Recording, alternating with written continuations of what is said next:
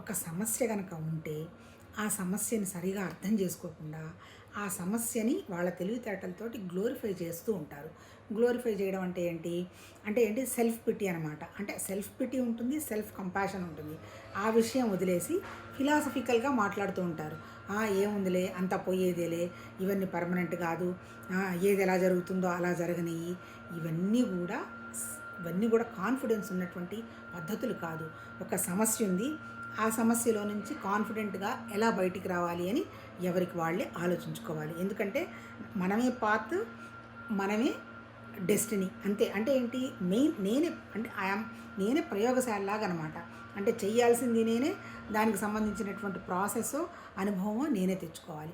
అందుకని self pity కనుక ఉందంటే మళ్ళీ ఇదే సెల్ఫ్ పిటీని మళ్ళీ పక్క వాళ్ళందరి మీద కూడా చూపించడం మొదలు పెడతారు. సెల్ఫ్ పిటీ అనేది worst word. Confidence is most